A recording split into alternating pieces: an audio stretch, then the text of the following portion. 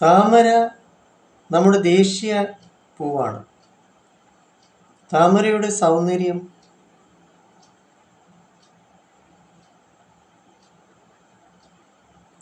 നമുക്ക് പദങ്ങൾ കൊണ്ട് പറഞ്ഞറിയിക്കാൻ പറ്റില്ല. ചെളിയിലാണ് ജനിക്കുന്നത് എങ്കിലും ചെളിയെ സ്പർശിക്കുന്നില്ല. ഇതിൻ്റെ ഇതളുകൾ ശുദ്ധമാണ്, പരിശുദ്ധമാണ്, നിർമ്മലമാണ്, നൈർമല്യം ഉള്ളതാണ്. താമര നമ്മുടെ സ്വന്തം ഭാരതത്തിൻ്റെ ദേശീയ പൂവായിട്ടുള്ള താമര. ചെളിയെ സ്പർശിക്കാത്ത താമര പോലെ അഴുക്കാകുന്ന നമ്മുടെ സമൂഹത്തിൻ്റെ മാലിന്യങ്ങളിൽ പെടാതെ ശുദ്ധമായി പരിശുദ്ധമായി നിലകൊള്ളുക. ജീവിതത്തിൽ എന്നും എന്നെന്നും അതാണ് താമര കൊണ്ട് ഉദ്ദേശിക്കുന്നത്. താമരയുടെ സൗന്ദര്യം നമ്മിൽ ബോധോദയം സംഭവിക്കാൻ കാരണമാകുന്നു. മഹാലക്ഷ്മി, സരസ്വതി ദേവി, ബ്രഹ്മദേവൻ,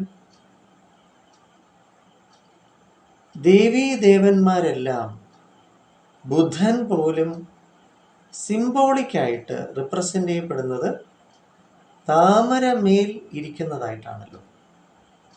അതിൻ്റെ അർത്ഥം സമൂഹത്തിൻ്റെ സാഹചര്യങ്ങളുടെ മാലിന്യങ്ങളിൽ പെടാതെ നാം താമര പോലെ ആയിരിക്കണം. ഭാരതം ലോകത്തിൻ്റെ ആധ്യാത്മിക ഉറവിടമാണ്. അതിനാലാണ് ഭാരതത്തിൻ്റെ സൗന്ദര്യം, സൗരഭ്യം, സാന്നിധ്യം, സാമീപ്യം താമര.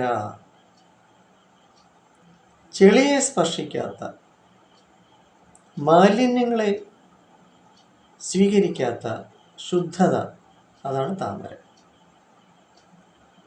അതിനാൽ താമര പോലെ ആയിത്തീരുക. താമര പോലെ.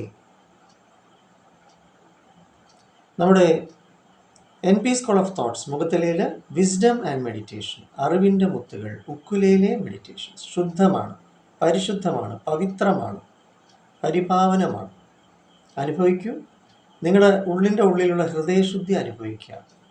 മനസ്സിലെ മാലിന്യങ്ങൾ ശരീരശുദ്ധിയും നമ്മുടെ രോഗപ്രതിരോധ ശക്തി വർദ്ധിപ്പിക്കാം. ഏകാഗ്രത, ഓർമ്മശക്തിയൊക്കെ നേടാം. അതാണ് നമ്മുടെ ഉക്കുലേലെ മെഡിറ്റേഷൻസ്. താമര പോലെ ആയിത്തീരുക. സമൂഹം ചെളിയാണ്, അഴുക്കാണ്, വാസ്തവമാണ്. പക്ഷെ നാം താമര പോലെ ആയിരിക്കണം. ഈ ചെളിയും അഴുക്കൊന്നും നമ്മെ സ്പർശിക്കരുത്.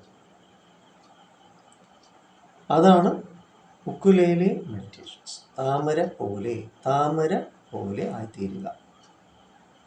ഞാൻ കൊല്ലം അയത്തിൽ മെഡിട്രീന ഹോസ്പിറ്റലിലെ സൈക്കോളജിസ്റ്റാണ്.